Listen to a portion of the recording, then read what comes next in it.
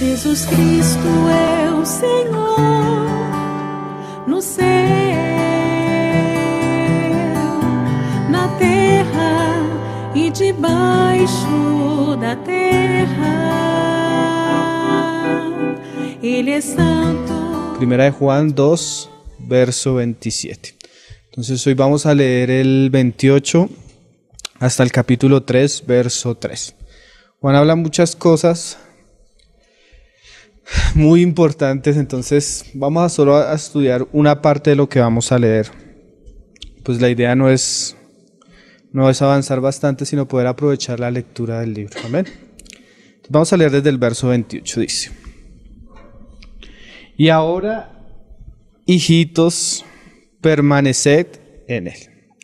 Ese y de todos modos nos sirve para ver que Juan viene hablando varias cosas y no podemos desvincular lo que va a decir de lo que hemos dicho. ¿Qué viene hablando Juan? El capítulo 2 se torna un mensaje de advertencia para los cristianos por los falsos cristos que han surgido, mostrando que estamos en los últimos tiempos. Pero la enseñanza de Juan es volver al principio, volver a la palabra del Señor. Entonces, ese es el contexto inmediato que veníamos tratando hace 8 días. Y una de las cosas que dijimos hace 8 días y estudiamos hace 8 días fue la certeza de la salvación. Entonces, ahora, después de hablar de los mensajeros falsos, de los mentirosos, de los anticristos, Juan nos va a hablar de 2 aspectos bien importantes en la vida cristiana. Entonces, vamos a leerlo y después vamos a considerarlo. Dice: Y ahora, hijitos, permaneced en él, para que cuando se manifieste tengamos confianza, para que en su venida no nos alejemos de él avergonzados. Si sabéis que él es justo, sabed también que todo el que hace justicia es nacido de él. Mirad cuál amor nos ha dado el Padre para que seamos llamados hijos de Dios. Por esto el mundo no nos conoce, porque no le conoció a él. Amados, ahora somos hijos de Dios, y aún no se ha manifestado lo que hemos de ser, pero sabemos que cuando Él se manifieste, seremos semejantes a Él, porque le veremos tal como Él es. Y todo aquel que tiene esta esperanza, en Él, se purifica a sí mismo, así como Él es puro. Si quisiéramos ponerle un nombre a la enseñanza de hoy, sería el verso 3. Y todo aquel que tiene esta esperanza se purifica a sí mismo, así como Él es puro. Entonces vamos a hablar, como les decía, no de todo lo que dicen estos pasajes, sino vamos a resaltar este último pasaje, que es donde comenzamos también. Porque si usted se dio cuenta, dice que cuando en el 28 dice: hijitos míos, permaneced en él, para que cuando se manifieste tengamos confianza, para que en su venida no nos alejemos de él avergonzados. Entonces vamos a hablar un poco de la venida del Señor Jesucristo, de la esperanza que eso debe traer y que eso debe producir en nosotros purificación. Juan está hablando de últimos tiempos. Cuando él escribe, tú notas que él tiene una urgencia porque él está viendo que están pasando cosas que para él eran un testimonio de que ya estaban en el último tiempo. Y Juan escribió en el año 90 aproximadamente. Entonces, si para Juan el año 90 ya era el último tiempo por lo que estaba viendo, pues ¿qué podemos decir nosotros de nuestro tiempo? Por ejemplo, volvamos al capítulo 2, verso 18, donde él comienza a hablarnos de los anticristos, del falso mensaje que ellos están dando, como una alerta de eso, del último tiempo. Dice ahí en el 2:18, hijitos, ya es el último tiempo. ¿Por qué lo dice? Y según vosotros oísteis que el anticristo viene, así ahora han surgido muchos anticristos. Por eso conocemos que es el último tiempo. Entonces Juan veía que la falsedad, la apostasía, los falsos mensajes le daban una alerta porque Cristo había enseñado eso, que antes de su venida habrían falsos profetas, habrían falsos maestros. Entonces cuando Juan comienza a ver que eso comienza a suceder, en cierta medida eso para él ya es una alarma. Cristo viene. Pero si Juan sentía alarma porque en su tiempo ya se veía eso, ¿cuánto más nosotros que estamos en esta época? Por eso, si bien la apostasía nos causa un profundo dolor, porque muchas veces el ambiente apóstata es un ambiente cristiano, que tiene nombre de iglesia cristiana, que tiene títulos de predicadores cristianos, pero esa apostasía, eso nos alarma de una cosa. ¿Qué cosa? Que lo que Cristo dijo que iba a suceder, está sucediendo. Pero eso que está sucediendo nos debe alarmar o nos debe preparar en nuestro corazón o poner alerta en nuestro corazón para creer y pensar que las otras cosas que Cristo dijo que sucederían a la par o después de esto habrían de suceder. En este caso, que la venida de nuestro Señor Jesucristo. Entonces, si bien es triste ver un cristianismo corrompiéndose con falsos predicadores, con falsas enseñanzas, con falsas prácticas, con falsas iglesias, con cosas que son totalmente contrarias a Cristo, eso es una alarma de que Cristo viene pronto. Aleluya. Todo esto terrible es una gran señal de que el Señor vuelve. Y para Juan esto es una gran esperanza. Mira la contradicción, a veces nosotros vemos esto pero cuando Juan veía dice esto estamos en el último tiempo. Y eso crea esperanza en nuestro corazón. Pero ¿qué pasa? Nosotros hemos tenido una experiencia porque hemos tenido épocas donde ha habido un énfasis sobresaliente en escatología, o sea, en enseñanza de los últimos tiempos. Y una de las cosas que vemos que trae esta enseñanza es que a veces muestra una irrealidad que hay en el pueblo de Dios. ¿Por qué? Porque cuando la iglesia comienza a ser expuesta, o sea, en la iglesia comienza a haber un énfasis por la predicación de la palabra sobre la venida del Señor, en vez de crear esperanza y expectativa, surgen temores. Es extraño. La iglesia que es llamada a esperar al Señor mismo, cuando escucha que Él viene pronto, surgen temores en ella. ¿A usted no le parece eso como una contradicción? Mira lo tremendo. De manera muy sutil surgen temores, miedos.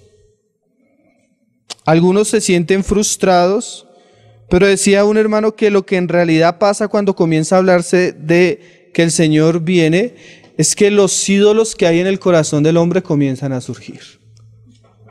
Quiero hacer esto, quiero tener tiempo para hacer esto, tengo planes, tengo metas, tengo un futuro trazado aquí en la tierra y usted me va a decir que el Señor viene. No, dígamelo 15 años después. Entonces, ¿qué comienza a destapar el mensaje? Idolatría. Yo quiero casarme, yo quiero construir, yo quiero comprar.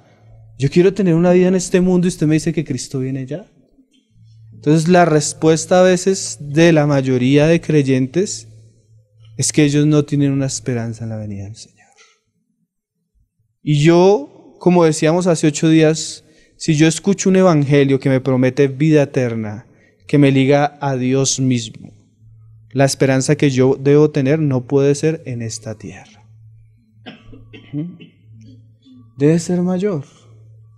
Entonces, el ver que las señales y lo que Cristo dijo que precedería su venida, verlo cumpliendo, debe producir en nosotros, en vez de temor, alegría. Mira lo que el Señor dijo. Vamos a leerlo de la boca del mismo Señor. Lucas 21, verso 25. Que es muy parecido el mensaje a lo que viene hablando Juan. Lucas 21, verso 25. Aquí el Señor comienza y viene hablando un mensaje bastante escatológico. Él viene hablando señales, profecías, cosas que van a preceder su venida. Juan solo nos nombra a los anticristos, pero hay muchas cosas. No solo está el ambiente religioso, espiritual, no solo está el ambiente del mundo como en los días de Sodoma y Gomorra, como en los días de Lot. No solo las características de los hombres, como Juan lo describe cuando habla a Timoteo, habrán hombres perversos, sino también el Señor incluye señales en los cielos, señales en la tierra, en el mar, una cantidad de eventos. ¿Para qué? Para que nosotros sepamos cuándo va a ser su venida. Lo importante no es lo otro, lo importante es que lo otro anuncia la venida del Señor, ¿sí? Y mira lo que el Señor dice ahí, Lucas 21, desde el verso 25.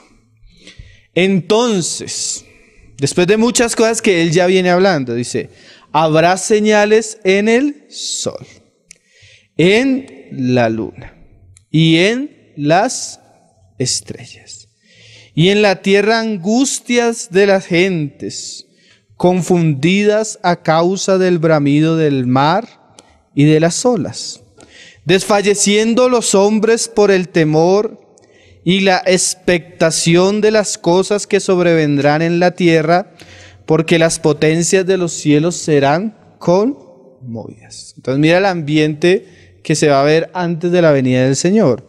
Los hombres desfalleciendo, llenos de temores, porque van a venir cosas terribles sobre la tierra. Es que leer Apocalipsis, hermano, es un libro que la Biblia dice que bienaventurados los que los leen, porque él habla de tantas cosas que el Señor nos mantenga en pie.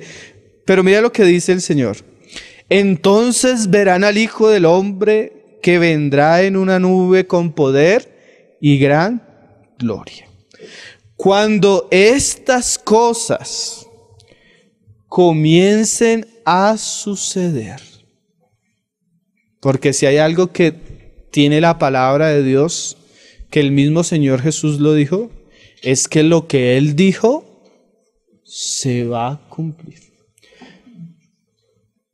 Podríamos decirlo de otra manera para nuestro tiempo. Lo que Él dijo se está cumpliendo. No se va a cumplir, hermano. Sí, la verdad es que no se va a cumplir. Se está cumpliendo. Pero ¿qué debe producir eso en nosotros? Cuando estas cosas comiencen a suceder, erguíos y levantad vuestra cabeza, porque vuestra redención está cerca. ¿Sí ve el mensaje del Señor? ¿Cómo él deja? Cuando usted comienza a ver en los cielos, en la tierra, en el mar, en la iglesia, todos estos males, apostasía, el anticristo, la persecución, todo este mundo que gira en torno al caos que dice Apocalipsis y que dijo el Señor Jesús, levante su cabeza, porque su Señor viene pronto. O sea, el Señor no quería causar temor en sus hijos, porque suficiente el temor que va a haber en la gente por las cosas que va a suceder. Él quería crear ¿qué? En sus hijos. Él quería que ellos fueran conscientes que esto era la antesala a su venida. Hay unas predicaciones del hermano Gino que tienen unos nombres que a veces uno no los entiende. Antesala de la parusia. ¿Qué es la antesala? La preparación de la venida del Señor. Y hay otra que se llama tapetes rojo, porque la antesala va a ir con sangre. Porque hay un camino de tribulación para la iglesia para llegar a la venida del Señor. Pero, ¿por qué el Señor nos dejó tantas señales para su venida? Para que tuviéramos la esperanza de que algo glorioso vendría después de ciertas cosas que iban a suceder. Entonces, eso no nos produce o no nos debería producir temor, sino gozo y alegría. Claro, eso como dice Juan, el mundo no conoce estas cosas. Ellos no entienden, no conocieron a Cristo, no conocen a los de Cristo y no van a conocer la venida de Cristo. Pero los que tienen esta esperanza, esto produce algo en ellos. Entonces, el verdadero cristianismo y la verdadera vida eterna produce en nosotros una expectativa de estar con Cristo para siempre. Entonces, cuando yo veo que esto es como cuando usted va cuando usted va viajando de una ciudad a otra y el viaje es de 10 horas, 6 horas, hay puntos que usted sabe que cuando va pasando por ahí ya está cerca. Entonces, como que ya llegué a tal pueblito, después de tal pueblito viene el puente, el peaje y llegamos. Nosotros casi estamos llegando al peaje, hermanos. Lo que vemos cerca es el peaje. Y eso como que nos debe llenar de gozo. Imagínate una esposa que sabe que se va a casar, que su esposo va a llegar y no lo está esperando. Si no lo está esperando es porque no se quiere casar. Hoy la iglesia no parece esa esposa que está esperando al Señor, sino parece esa mujer que se ha enriquecido, se ha emborrachado y se ha prostituido con los reyes de la tierra. Entonces ella no quiere saber de su marido. ¿Sí? En Apocalipsis hay 2 mujeres, la Nueva Jerusalén y la gran ramera. La gran ramera está contenta en este mundo, porque a través de su prostitución se ha enriquecido y ha hecho algo glorioso en este mundo. Pero la verdadera esposa está en el desierto con dolores de parto. Y los dolores quiere decir que algo va a suceder. Entonces, ¿quiénes somos? ¿Los cristianos que estamos contentos en este mundo o los cristianos que estamos esperando al Señor? ¿Será que nosotros podemos decir como Juan y tenemos esta esperanza? Cuando veamos todas estas cosas, levantemos nuestra cabeza, erguíos. ¿Por qué? Porque el día de nuestra redención está. Señor viene, decía Juan. Hermanos, y con lo que vamos a comenzar a hablar, hoy no mucho, pero en las siguientes reuniones debemos saber que el cristianismo tiene algo glorioso delante nuestro, y es que Cristo viene. ¿Por qué es tan importante esto?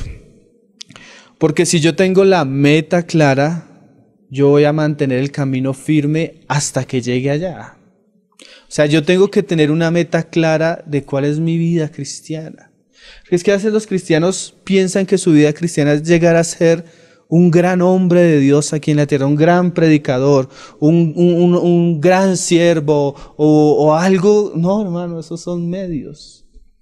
Realmente la vida cristiana nuestra no puede girar en torno ni lo que hacemos ni lo que somos, sino nuestra vida es lo que nos espera. Es como Israel en el desierto. El desierto se vuelve horrible si no somos conscientes de lo que nos espera es la tierra prometida. Y a veces sufrimos mucho con las jornadas que tenemos en el desierto porque no somos conscientes de la meta que tenemos por delante. Debemos hacer de la meta, nuestro mayor anhelo, nuestro mayor deseo y nuestra mayor esperanza. El resto son añadiduras. Vamos a leer unos pasajes en Hebreos que nos hablan del ejemplo de los patriarcas. Hebreos 11, verso 9. Y eso claramente nos va a ayudar a tener otra perspectiva de la vida cristiana, porque si yo soy consciente de que llegará el momento que me encontraré cara a cara con el Señor y que ese día no está tan lejos, yo debo caminar de cierta manera porque es que me voy a encontrar con Cristo. Es como cuando usted está en la casa haciendo pereza y en pijama y lo llama a alguien, voy para allá. Y usted de una vez comienza a recoger el reguero, se baña, se arregla, porque viene alguien. si supiera que viene Cristo a su casa, ¿usted cómo estaría? Eso cambia nuestra manera de vivir, o debería. Mira, vamos a ver un ejemplo de unos hombres que ellos también tuvieron la meta delante de ellos, pero ellos la vieron lejos, dice la palabra. Pero ciertamente que nosotros no podríamos hablar de eso, porque la meta nosotros la vemos de otra manera, la vemos cerca. Entonces vamos a leer lo que estos hombres hicieron y la manera que vivieron. Dice, oiga, de verlos dormir me está dando hasta sueño a mí. Vamos a despertarnos. Hebreos 11, verso 9, dice, hablando de Abraham, por la fe habitó como extranjero en la tierra prometida, como en tierra ajena. Él era consciente que era extranjero. Imagínate cuando vienen los hermanos al campamento, un ejemplo. Vienen los hermanos de tal país al campamento y tú comienzas a hablar con ellos y comienzas... Ellos son de otra tierra, ellos tienen otra vida, ellos son de otra ciudad, su ciudadanía es lejana. Y ellos comenzaron a hablar, no, es que venimos al campamento, pero para los días que vamos a estar en el campamento vamos a comprar una casa. Vamos a hacer una hipoteca, vamos a montar unos negocios. ¿Y cuántos días van a estar? No, los del campamento. Pues si ustedes no son de acá, ¿por qué hacen tantos planes acá? Eso es extraño, ¿cierto? Usted sí sabe que está de paso. Usted sí sabe que es extranjero y peregrino. No haga tantos planes acá, hermano. Sí, porque definitivamente nuestra ciudadanía no es de acá. Porque a veces escuchamos hablar así cristianos. El Señor viene, sí, el Señor viene, pero me va a meter en un asunto que dura 7 años. O sea, el Señor viene, pero tengo planes a 7 años. Y voy a hacer, y quién sabe si va a ser. Porque Santiago dice, no digas que mañana compraremos, porque quién sabe. Porque es que estamos luchando contra ese pensamiento cristiano de que vamos a prosperar y hacer. Porque a veces el cristiano sufre porque no tiene, no puede. Pero no se le olvide que es que usted está de paso, hermano. Usted está de paso. Entre más liviana tenga la maleta, mejor. Yo leyendo el libro del hermano Gino el Caminante y otros que él habla de su biografía, él dice que él salió con una maleta, una mochila y la guitarra.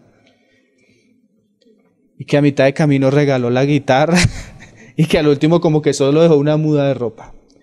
Porque cuando usted va de peregrino, y eso es verdad, hermano, cuando usted va de viaje y eso cargar cosas es lo más engorroso.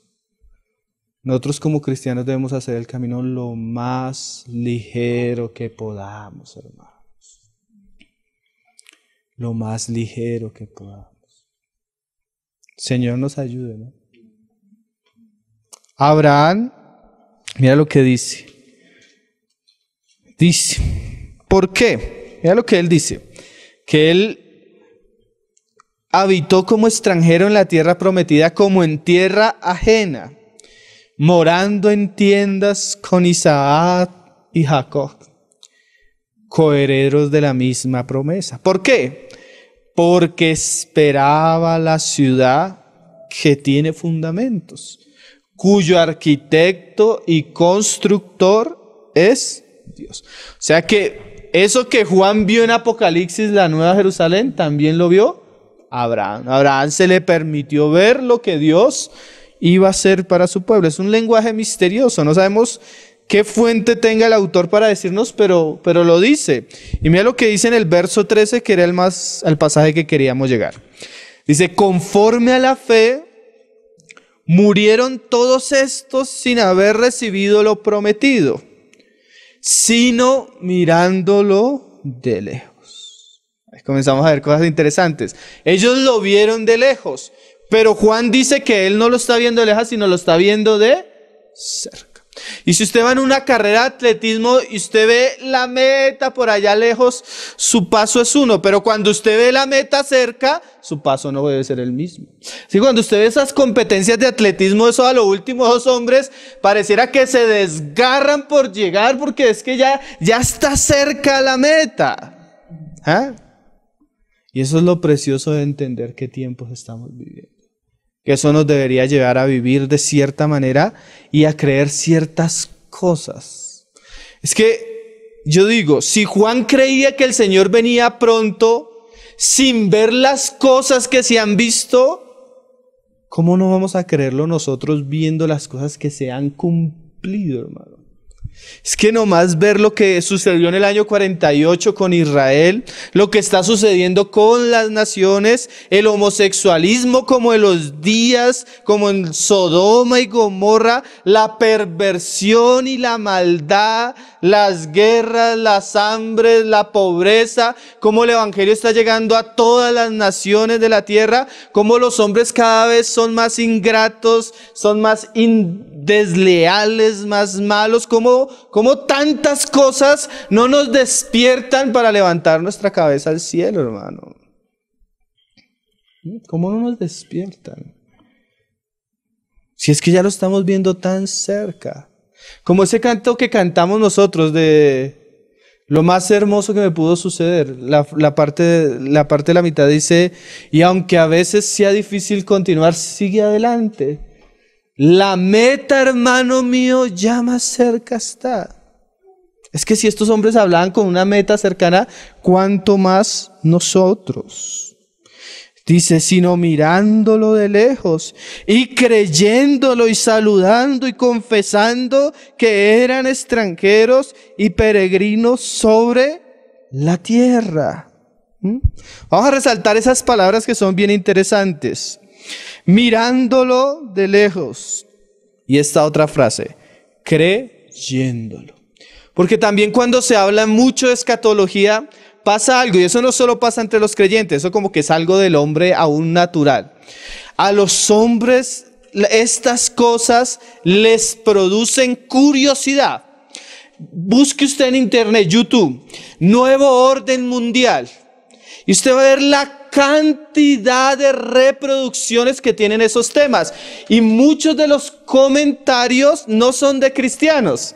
Porque a la gente el último tiempo, el fin de las cosas, el anticristo, la marca de la bestia, todo, a la gente aunque no es creyente le interesa eso.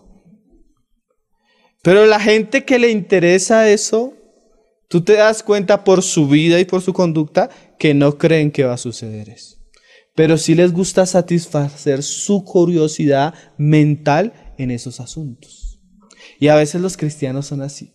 Vamos a hablar de Apocalipsis y eso, algunos de una vez eso, de Daniel y eso de una vez, y quieren entender numerología y cuernos y bestias y todo eso es bueno porque nosotros lo hemos hecho. Pero a veces viendo todo eso, pareciera que no creemos que eso va a suceder. Es interesante, ¿no? O sea, vemos eso, pero no creemos que va a suceder. O sea, pero Abraham dice que viéndolo de lejos y creyéndole. ¿Qué quiere decir eso? Como hay hermanos que usan este lenguaje. Tomemos en serio lo que Cristo dijo, hermano. Tomémoslo en serio. No es solo por estudios, no es solo por saber. Lo que el Señor dijo que está sucediendo, que iba a suceder, que está sucediendo, es verdad. Y las cosas que vienen después también son verdad. No son simples estudios. Es la verdad de Dios para sus hijos porque Él quería que supiéramos las cosas que habrían de suceder. Para estar atentos a los tiempos que estamos viviendo. Pero mire lo que Él dice, no solo mirándolo de lejos y creyéndolo, sino y saludándolo. Esa palabra yo decía, no la entiendo. Entonces fui al griego y de alguna manera la palabra significa abrazándolo, ¿sí? Es una palabra que significa juntar las dos manos, en sentido figurado pues es o saludar o despedir, pero en el sentido de ser caluroso con algo, con el asunto. Pero ¿qué está diciendo el autor a los hebreos? Que cuando veamos ciertas cosas, las creamos y nos aferremos a ellas, las abracemos, las tomemos para nosotros. Y en un sentido, como el mismo autor habla en el capítulo 6, de alguna manera Él quiere que nosotros anclemos nuestra alma a esos asuntos.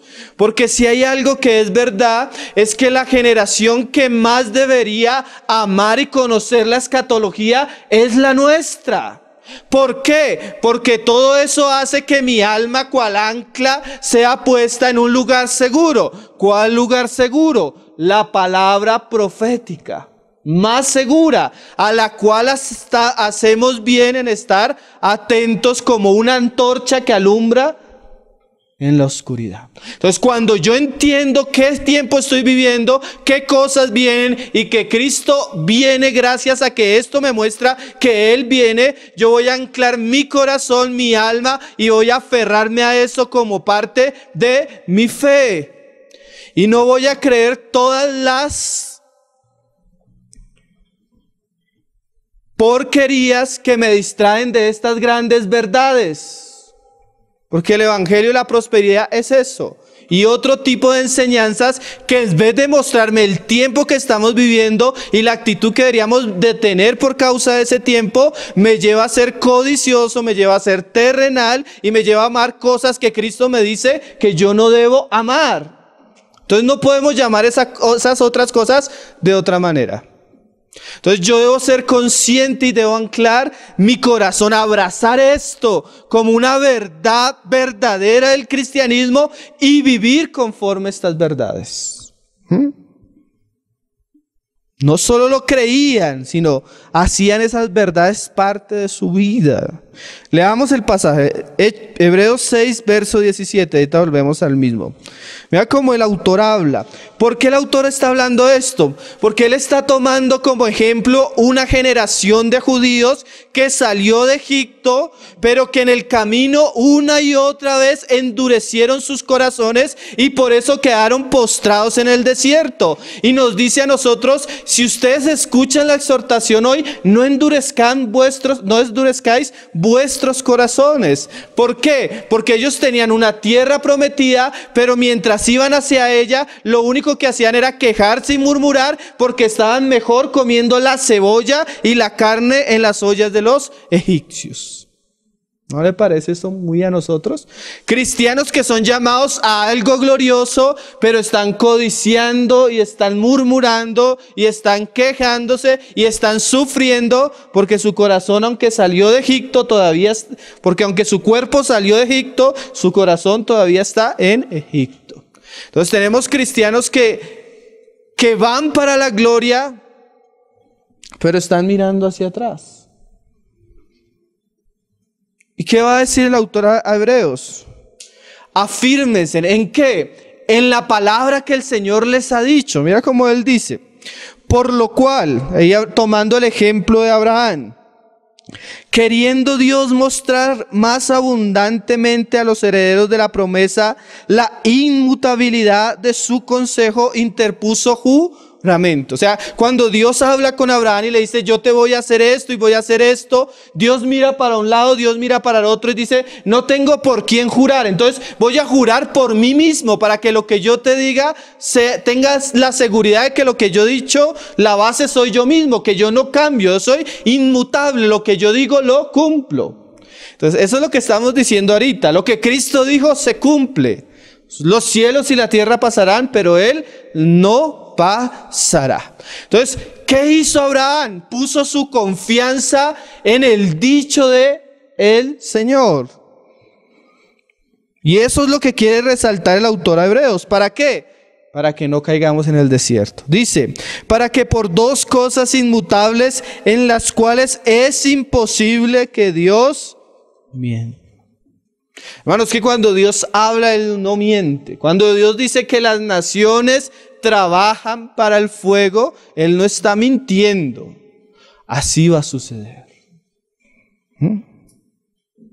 Y dice, tengamos un fortísimo consuelo los que hemos acudido para asirnos de la esperanza puesta delante de nosotros. O sea que cuando yo tengo la palabra del Señor como segura, eso es una esperanza a la cual yo me puedo asir para estar firme en las cosas que vienen.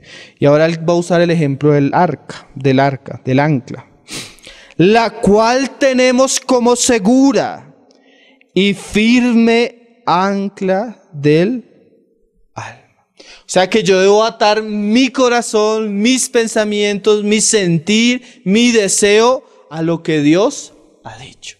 Como dice Juan, a esta esperanza gloriosa, a esta realidad sublime. Cristo viene pronto y todo ojo le verá. Entonces yo cojo mi corazón y afirmo mi ser a esa realidad, a esa esperanza, a esa verdad, a esa enseñanza de Él mismo. Y mira lo tremendo de este asunto. La cual tenemos como segura y firme ancla del alma.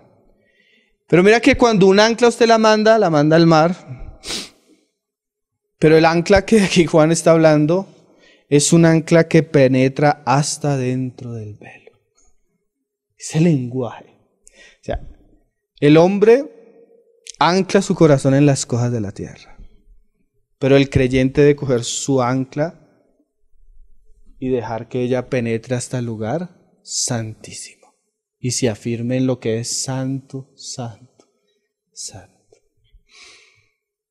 Estas enseñanzas y estas verdades son las verdades más seguras para el corazón de los creyentes. Nosotros pudiéramos sentarnos a hablar de psicología, pudiéramos sentarnos a hablar de superación, hermano. Pudiéramos sentarnos a hablar de muchas cosas, pero eso no es seguro. ¿Qué cambia la conducta? ¿Qué cambia la manera de vivir? Estas esperanzas. Que yo me voy a encontrar cara a cara con Cristo. Y Juan no quiere que ese día yo sea avergonzado. Entonces, Él por su Espíritu me anuncia que ese día está pronto. ¿Para qué? Para yo purificarme, como vamos a estudiarlo ahorita. Mira lo que dice, sigue diciendo, donde Jesús entró por nosotros como precursor, o sea, la gloria misma. O sea, estas verdades ligan mi fe a la gloria misma. Hecho sumo sacerdote para siempre, según el orden de Melquisedec. Entonces, no solo debemos creer ciertos asuntos, sino saludarlos o abrazarlos o anclar nuestro corazón a estas esperanzas. Volvamos a Hebreos 11:13, el pasaje. Dice, sino mirándolo de lejos, bueno, nosotros no, mirándolo de cerca y creyéndolo y saludándolo, o abrazando, anclando nuestra alma a esto. Y confesando. Entonces hay lugares donde dice, bueno, vamos a compartir la palabra. Antes de compartir la palabra vamos a repetir. Somos campeones. Nacimos para tener éxito. Este es el año. Repítalo. ¿Cuál debería ser nuestro confesar? Hermanos, somos extranjeros. Por eso es yo pienso que últimamente he tenido tan profundamente en mi corazón la cena del Señor. Porque la cena del Señor es un anuncio de Él. ¿Cómo dice Pablo al final? Hasta que Él venga. Es un anuncio de que Él fue crucificado, pero hoy domingo nos reunimos a esperarlo. A esperarlo. ¿A usted no le parece? Yo cada vez que pienso en la cena últimamente he sentido como aguijones profundos. Nos reunimos a esperarlo. Y saben que la cena también tiene en su contexto histórico, porque el Señor lo hizo en la Pascua, ese mensaje. La Pascua ellos tenían que comerla rápido y listos porque ellos iban a salir de Egipto. Era la celebración de la salida de Egipto. Y en ese contexto la cena también tiene mucho mensaje. Es que estamos saliendo de este mundo, porque no somos de este mundo ni pertenecemos a este mundo. Somos extranjeros. Entonces no debemos decir, no somos campeones, somos estos. Sino debemos decir, hermano, si sabes, somos extranjeros. Nuestras decisiones, nuestra manera de vivir como extranjeros. Y acuérdese que un extranjero no debe llevar la maleta muy pesada ni hacer muchos planes. Y peregrinos sobre la tierra. Así como decíamos en un lugar, como esos mensajes de internet de la rana esa. Tengo ganas de comprarme esto. Pero cuando me acuerdo que el Señor viene pronto, mi corazón deja de pensar pendejadas. ¿Sí? Porque es que a veces se nos olvida esto, hermano. Pero recuerdo que el Señor viene pronto y dejo de amar tantas cosas que no debo amar. Pero recuerdo que el Señor viene pronto y no puedo caminar como un sinvergüenza, porque es que Él me va a pedir cuentas. Porque Él viene y su galardón viene con Él para recompensar a cada uno como Él haya hecho. Entonces, nuestros cánticos, hermanos, deben estar empapados de la venida del Señor Jesús. Deben ser un anuncio de su venida. Esa es nuestra esperanza. Nuestra alma debe estar asegurada en eso. Volvamos ahora sí a 1 Juan 2:28. Mira lo que dice. Y ahora, hijitos, permaneced en Él. Porque ciertamente lo que produce fe, lo que produce esperanza, lo que produce amor hacia Él, se produce es en la medida que andamos con Él. Mientras yo confío en Él, mientras yo me vuelvo a Él, mientras yo ando en Él, cuando Él se manifieste, yo no voy a tener de qué avergonzarme, sino voy a tener confianza. Tengamos confianza para que en su venida no nos alejemos de Él avergonzados. Es que imagínate, un cristiano que vio tantas señales, porque es que la venida del Señor no va, porque ahorita estábamos viendo una película de esas de últimos tiempos cristianas, que eso del rapto sucede en el momento que tú no te lo esperas. No, hermano, van a haber tantas señales que van a preceder ese día. Es que la Biblia lo dice, Pablo dice, no quiero que se engañen ni muden su manera de pensar, porque antes de que venga el Señor se va a manifestar el hijo de perdición y la apostasía, y va a haber una cantidad de eventos que nos van a mostrar que la venida del Señor está cerca. Pero imagínate una persona que vio tantos eventos, tantas cosas, y que lo coja de sorpresa. Es increíble, ¿no? Es increíble, pero va a suceder. Porque el Señor dijo que iba a suceder. ¿Cómo? No sé. Solo el Señor nos va a mostrar con el tiempo cómo va a suceder. Si sabéis que Él viene, dice, si sabéis que Él es justo, también sabed también que todo el que hace justicia es nacido de Él. Yo no quiero resaltar mucho estos pasajes porque la próxima semana los vamos a estudiar bien detalladamente. Pero lo que Juan está diciendo es que si Él viene siguiendo la idea, y si usted sabe que Él es justo, entonces los que son de Él practican justicia. Mirad cuál amor nos ha dado el Padre, para que seamos llamados hijos de Dios. Por esto el mundo no nos conoce, porque no le conoció. O sea, si no le conoció a Él, pues no esperemos que nos conozcan a nosotros. Amados, ahora somos hijos de Dios, ¿sí? Pero aún no se ha manifestado lo que hemos de ser, porque ¿cuándo se va a manifestar lo que hemos de ser? Cuando Él venga. Ahí sí será verdaderamente vista la gloria en los hijos. Ahí sí podremos decir que seremos reyes con Él. Seremos como Él. Hasta nuestro cuerpo será transformado en la glorificación cuando Él venga. Pero sabemos que cuando Él se manifieste seremos semejante a Él, porque le veremos tal como Él es. Y todo aquel que tiene esta esperanza, y comenzamos hablando de esta esperanza en Él, eso produce algo. ¿Qué produce esto en los creyentes? Se purifica a sí mismo, así como Él es puro. Entonces ahora, ese es el segundo asunto, con el cual vamos a ir terminando. ¿Qué es eso? Si yo sé que las bodas del Cordero están cerca, yo debo prepararme para esas bodas. Siempre, y eso es un lenguaje que si usted busca con una concordancia, purificación, siempre que el pueblo se habría de presentar ante Dios, debía purificarse. Los sacerdotes deberían purificarse, el pueblo en general, el leproso. Es un lenguaje muy común de la Biblia. Pero, por ejemplo, si usamos el lenguaje del esposo y la esposa, por ejemplo, en el tiempo de Esther, las mujeres que iban a ser presentadas delante del rey, ellas eran apartadas por un tiempo y puestas a cargo de un eunuco para que el eunuco las preparara, para que cuando ellas estuvieran delante del rey y el rey las examinara, escogiera entre ellas una esposa.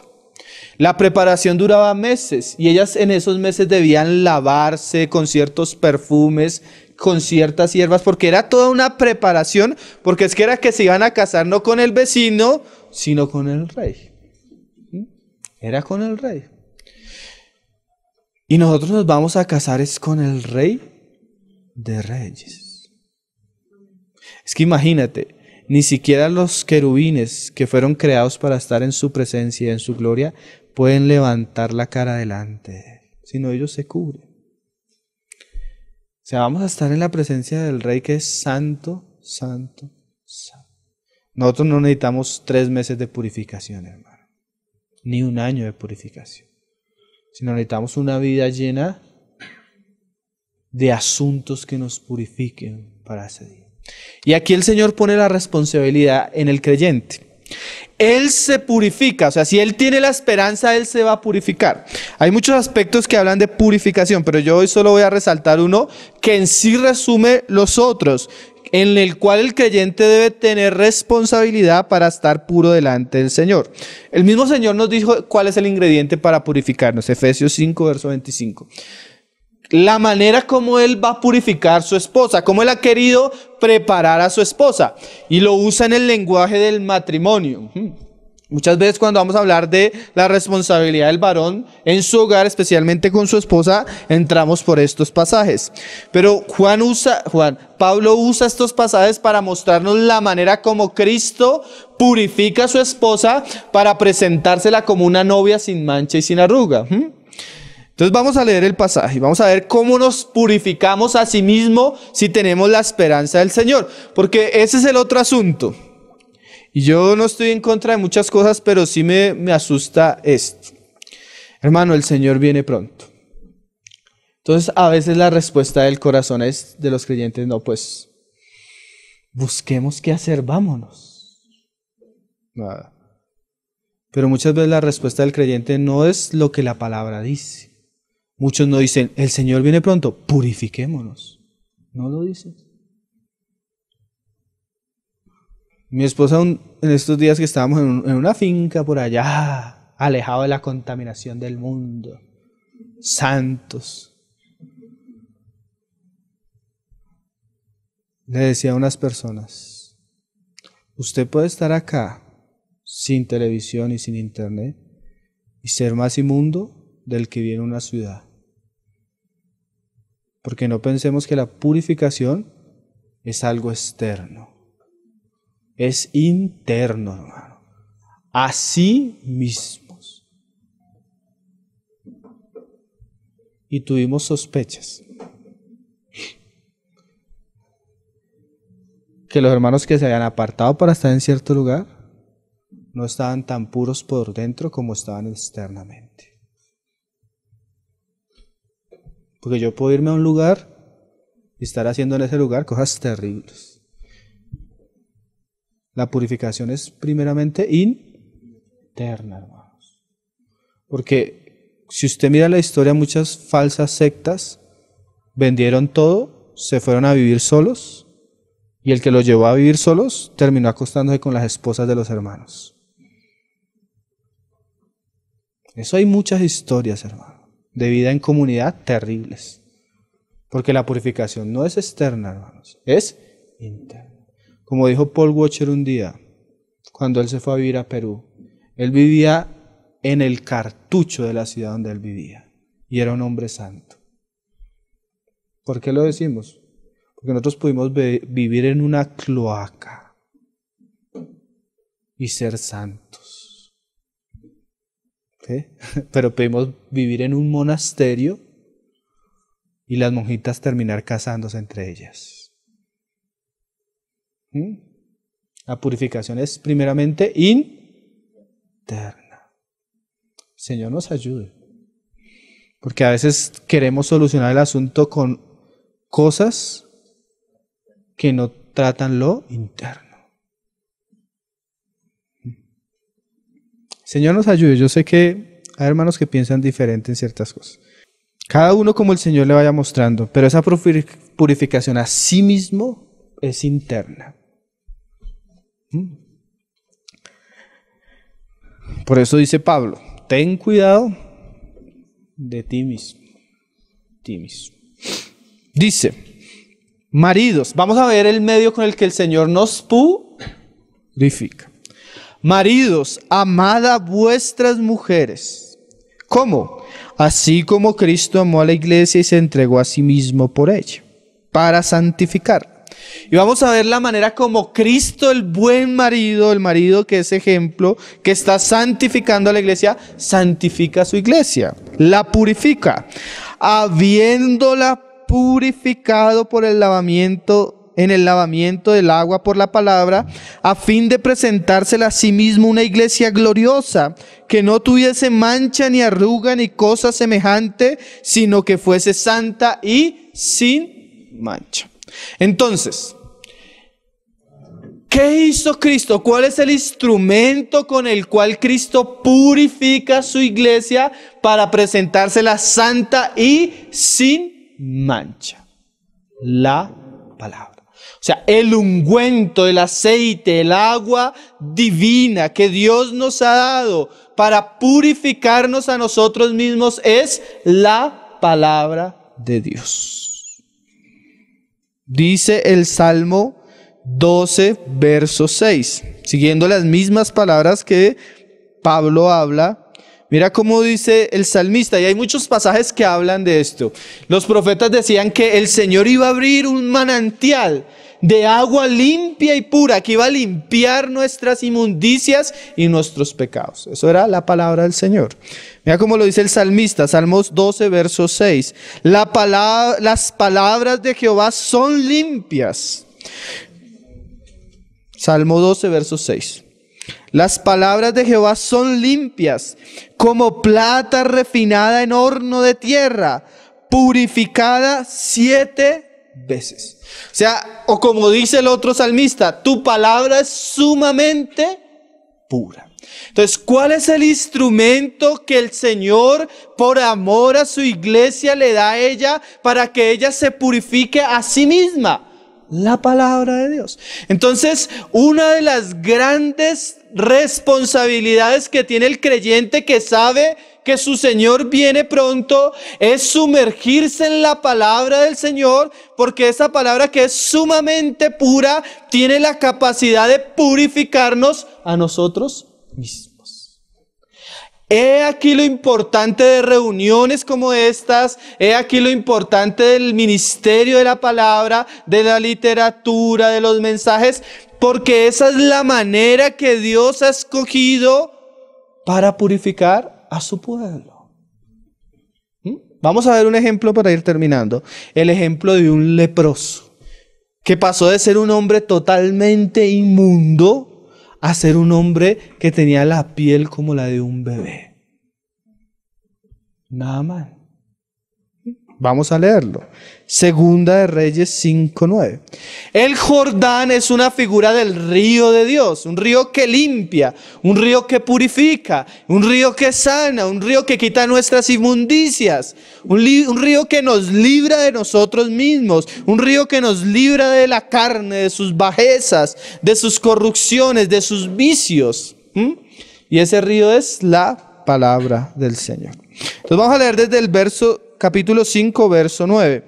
Todos conocen la historia. Naamán es un leproso extranjero, pero por una sierva suya se entera que en Israel el Señor puede sanarlo. Él viene al rey y el rey dice, pero ni que yo fuera Dios. Entonces asustado el profeta le dice, no, pues mándelo para acá, que yo conozco la manera como Dios lo puede sanar. Cuando él viene a ver al profeta, ahí está en el verso 9, bueno, vamos a leerlo, dice. Y vino Naamán con sus caballos y con sus carros y se paró a la puerta de la casa de Eliseo. Entonces Eliseo le envió un mensajero diciendo, ve y lávate 7 veces en el Jordán y tu carne se restaurará y serás limpio. Ni siquiera lo recibió. Es interesante que no lo reciba porque en realidad Eliseo no podía tampoco sanarlo, porque esto era una figura preciosa. Entonces métase en el agua, en el Jordán, y sumérjase 7 veces. O sea, sumergirse 7 veces habla de sumergirse de una manera completa, plena, enteramente en la palabra de Dios, como el río de Dios. Porque es que a veces el río está, pero no nos sumergimos. Nosotros en estos días publicamos un folleto que se llama El Río de Dios. ¿Cuántos lo recibieron? ¿Cuántos lo han leído? Sumérjase. Leproso, sumérjase. Porque hermanos, tenemos mucha literatura y no la leemos. Con toda la lepra que usted carga y no se quiere purificar, hermano. Eso no es para coleccionarla. Eso no es un regalo. Es algo de lo que el Señor le va a pedir cuentas. Señor, yo quiero ser libre de esto, yo quiero conocerte, yo quiero esto. Sumérjase. Hay un agua limpia. Deje de ver televisión. Deje de perder el tiempo. Sumérjase. Nada más vaya y se pone hasta bravo. ¿Alguno de ustedes está poniendo bravo con lo que le estoy diciendo? Sumérjase, hermano. Sumérjase. Es que no sé cómo tratar con esta rabia, con esta desesperación, con esta ira, con la lujuria, con la mentira. Sumérjase. La palabra de Dios hace sabios a los más simples. La palabra de Dios nos limpia de cosas que para nosotros son casi imposibles, hermano. A veces usted tiene una mancha y eso se esfuerza y no sabe cómo quitarle. Le dice, no, mire, con esto se la quita. Y usted a veces coge eso y comienza a desaparecer así como... Cosas que usted no va a poder ni con el psicólogo, ni con el psiquiatra. La palabra de Dios se la va a quitar. De verdad que sí, hermanos. A veces nosotros queremos ir a buscar esto. A veces los cristianos, voy a ayunar. Voy a ayunar para que Dios me quite esto. No, sumérjase en la palabra. Si usted se sumergiera en la palabra, usted podría ser limpio, hermano. Por eso les decía, el asunto, es que yo cuando escucho hablar de últimos tiempos, los hermanos dicen, no, vendámonos, vámonos. Pero ¿cuántos dicen, no? Hagamos algo para que la palabra del Señor circule más. Vamos a ponernos de acuerdo todos para hacer que el ministerio de la palabra entre nosotros circule más. Hagamos algo. No, pensamos es en otras cosas. ¿Sí me hago entender? Pero lo que verdaderamente purifica, en eso no invertimos.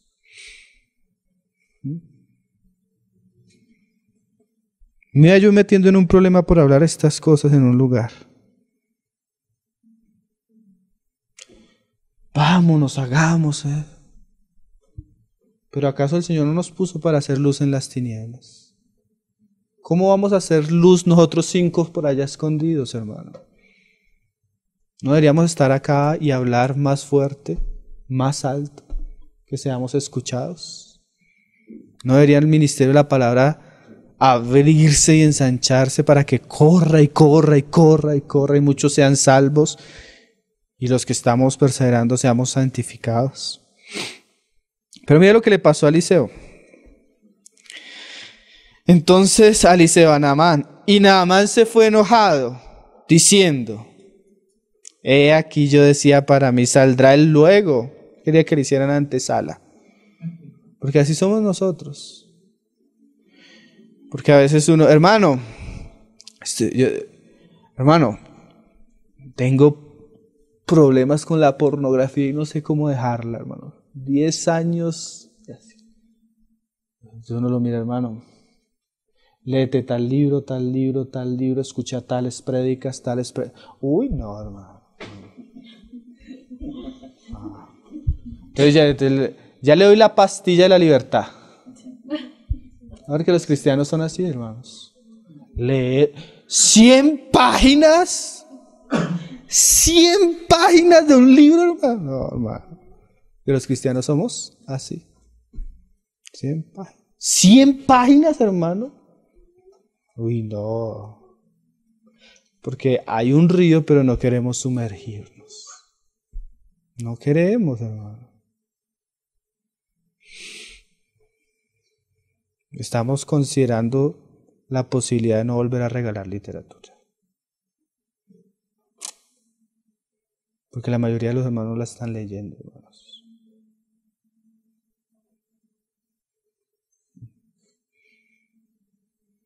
Folletos de 20 páginas que se leen en media hora, hermano. Los cristianos no los están leyendo. Hermano, ¿cómo? Cuando uno comienza a decirle los títulos, ya, hermano, por dentro, nah. Él quería que en 5 minutos le solucionara la porquería que lleva haciendo 10 años. Así somos.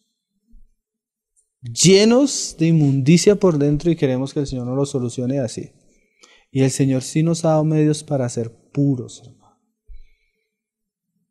Pero a veces va Naamán y le hace al río así. Y ni se sumergió. Sí, hermano, lo estuve ojeando, le dicen a uno. Leyó una página el sinvergüenza. Lo estuve ojeando. Ese lo estuve ojeando. Y así queremos, hermano. Y así nos estamos preparando para la venida del Señor. Señor nos ayude. Señor nos ayude. Ahí te va a repartir unos sí, a ver quién levanta la mano.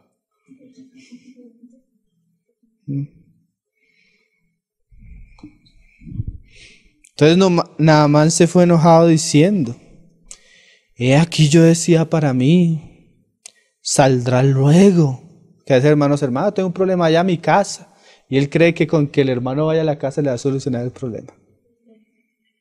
No es así, hermano. No es la manera que Dios escogió. Usted puede no encontrarse ni siquiera cara a cara con Eliseo, pero si usted se sumerge en el río, usted va a ser limpio. Y estando en pie invocará el nombre de Jehová su Dios, porque así nos gusta, ¿no? Hermano, ore por mí. Hermano, piensa que la oración del hermano le va a quitar todo lo que trae encima. No es así, hermanos. En estos días encontraba un muchacho, un amigo mío, que mi mujer me fue infiel, que he estado para suicidarme, que no consigo trabajo. Lo invito a una reunión de la palabra de Dios. Uy, no. ¿Cuánto duran? Por ahí 1:30 la enseña. Uy, no. Así son. Así somos. Alzará su mano y tocará el lugar y sanará la lepra. Habana y Farfar, ríos de Damasco, no son mejores que todas las aguas de Israel. Predicación, palabra. A veces preferimos, y es verdad, hermanos, Yo conozco cristianos que en la universidad se han tenido que leer libros así de pura basura. Y lo que es verdad no se lo leen. Prefieren sumergirse en los ríos de Egipto y de Damasco. Eso sí se los leen todos.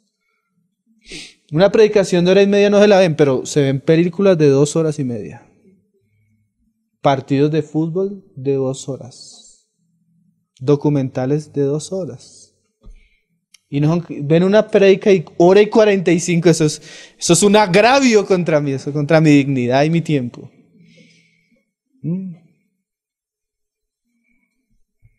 Así somos.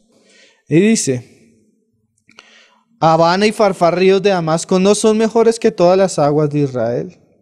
Si me lavare en ellos, ¿no seré también limpio? Y se volvió y se fue enojado, o sea, tras del hecho. Mas sus criados se le acercaron y le hablaron diciendo: Padre mío, si el profeta te mandara alguna gran cosa, ¿no la harías? Y es que a veces, si el Señor no le ha puesto más difícil, no, que no sea escuchando la palabra y meditando en ella, no, sino que fuera, no sé, lo que los judíos, ayunando y sacrificándose y latigándose. A muchos les gusta más eso. Pero lo que el Señor ha escogido no les gusta. Entonces, ¿no lo harías? ¿Cuánto más diciéndote, lávate y serás limpio? Él entonces descendió y se zambulló 7 veces en él. Eso es, el número 7 en la Biblia habla de plenitud. O sea, sumergirse total, hasta el punto que nos tape, pero no solo una vez, sino 2 veces, 3 veces. O sea, eso habla de una constante en la palabra de Dios, sumergidos en ella.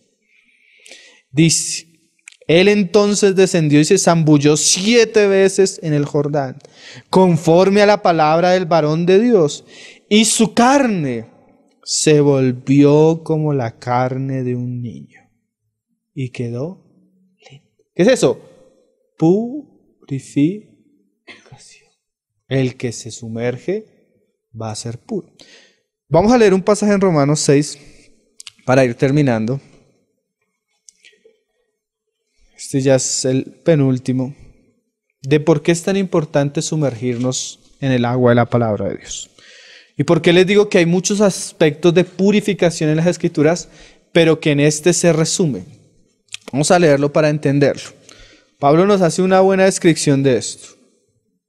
Romanos 6, verso 3, dice: ¿O no sabéis que todos los que hemos sido bautizados en Cristo Jesús, hemos sido bautizados en su muerte?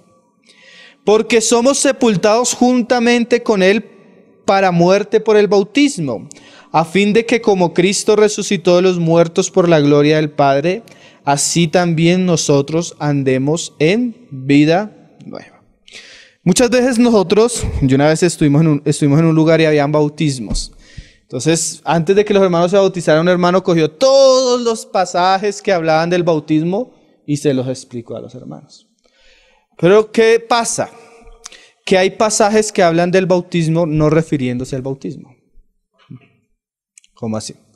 Hay pasajes que nos hablan del bautismo no como el acto que debe hacer el creyente cuando se convierte, sino nos hablan del bautismo como la provisión de la muerte de Cristo para la novedad de vida. ¿Qué es esto? El caso del río es muy bueno.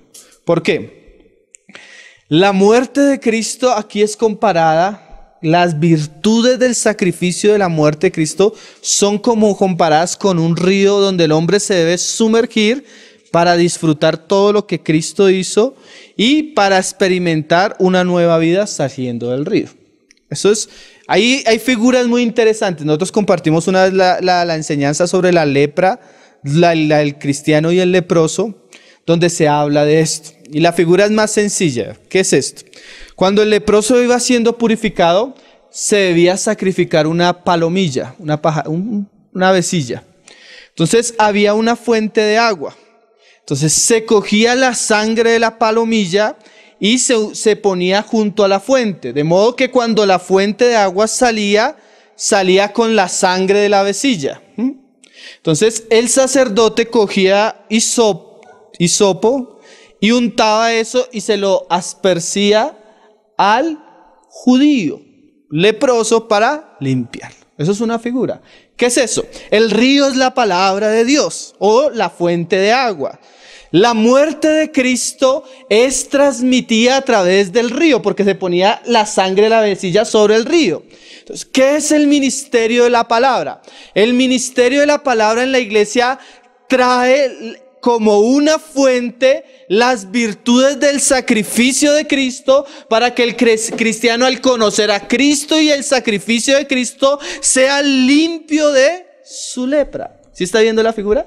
Entonces, cuando estamos ministrando la palabra, ¿qué estamos haciendo? Tirándole a usted agua, pero esa agua trae la muerte de Cristo, porque es por medio de esa agua con sangre, si se puede decir, que usted es limpio de su lepra.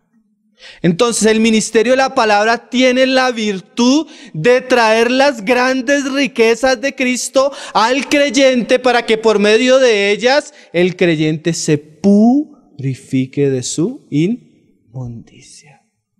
Entonces, la purificación es transmitida por Dios a través del ministerio de la palabra, llevando a los hombres a sumergirse en la verdad de la muerte de Cristo para que ellos en su experiencia puedan andar en vida nueva.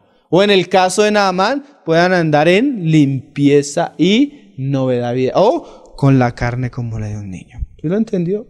Es una figura preciosa. O sea, el bautismo es usado por Pablo para mostrarnos que como Naamán se sumergió en el río, yo debo sumergirme en Cristo y en las virtudes de Cristo y en su muerte para poder aprovecharlo y disfrutarlo y experimentar vida nueva o novedad de vida. Eso es algo gloriosísimo, hermano. Entonces, si yo tengo la esperanza de que Cristo viene, voy a ser obediente como Naamán, a pesar de que a veces me disguste, y voy a ir al río 1, 2, 3, 4, 7 veces para disfrutar el sacrificio de Cristo y poder levantarme en novedad de vida y poder experimentar la victoria de Cristo sobre la inmundicia. Amén. Entonces, eso es lo glorioso del ministerio. Como Elías, no es que habla de Elías, sino que transmite al leproso las glorias de las bendiciones del evangelio de Cristo. Entonces, todo aquel que tiene esta esperanza en él se purifica a sí mismo, como él es puro. Entonces, podemos decir, sin lugar a dudas y sin pretensiones, todos estos tiempos de la palabra de Dios y todo lo que es parte del ministerio de la palabra de Dios es una gran bendición para nosotros porque es la manera como el Señor nos está purificando, nos está santificando y nos está quitando nuestras manchas y nuestras arrugas para que aquel día podamos ser una iglesia gloriosa. Entonces debemos tener la responsabilidad de estar constantemente en disposición de sumergirnos. Amén. Porque eso muestra que tenemos una esperanza, que no queremos seguir en nuestra inmundicia, sino que nos estamos preparando para la venida de nuestro Señor Jesús. El Señor nos ayude, hermanos. El Señor nos ayuda a seguir y me disculpan. No me demoré mucho porque están durmiendo. Vamos hasta ahora 1 hora. Mucha agua. Vamos a orar, hermanos. El Señor nos ayude. Estos temas son, preciosos e importantes. Señor nos dé disposición para estar en espíritu, alma y cuerpo. Amén. Gracias al Señor por su palabra. Padre, te damos gracias en esta noche, Señor. Te damos gracias, Señor, porque ciertamente tú estás haciendo una obra en medio nuestro, Señor. Ciertamente vemos un río de agua pura delante de nosotros, Señor. Ayúdanos a purificarnos, Señor. Ayúdanos a limpiarnos, Señor. Ayúdanos a santificarnos, Señor. Concédenos ser como aquellos hombres, Señor, que por la fe, Señor, alcanzaron la promesa. Aquellos hombres que vieron de lejos, Señor, y saludaron y creyeron, Señor, y vivieron como extranjeros, Señor. Desarraiga nuestro corazón de este mundo, Señor. Concédenos ser de aquellos que levantan sus ojos a los cielos y que esperan tu venida con gran anhelo, Señor. Concédenos poder decir, pero no solo por decir, sino corresponder a la voz de tu Espíritu, Señor. Y poder decir, ven, Señor Jesús. Que podamos decir el Espíritu y la Iglesia dice, ven, Señor Jesús. Y ayúdanos, Señor, porque ciertamente necesitamos ser puros, pues tú eres puro, tú eres santo. Purifícanos para aquel gran día, para que no seamos avergonzados, Señor. No queremos ser avergonzados aquel día. Tanto tiempo esperando y anhelando aquel día, Señor, para sufrir una vergüenza, Señor. Sería totalmente contradictorio, Señor. Prepáranos, santifícanos, Señor. Levanta una iglesia que te ame, Señor. Una iglesia santa, una iglesia gloriosa, Señor. Que no tenga que avergonzarse, Señor, sino que en su boca y en su corazón tiene una esperanza, Señor. Y es tu regreso, Señor. Oramos, Señor, para que tú nos ayudes a trabajar en pos de eso, Señor. Oramos para que tú levantes en medio de nosotros un ministerio de la palabra, Señor, que purifique a tus hijos, Señor, que le entregue a tus hijos las riquezas de tu muerte y las glorias de tu resurrección, Señor. Que ellos puedan andar en vida nueva, Señor. Ayúdanos, Padre. En tus manos nos encomendamos, Padre. En el nombre de tu Hijo Jesús. Ao leão de Judá.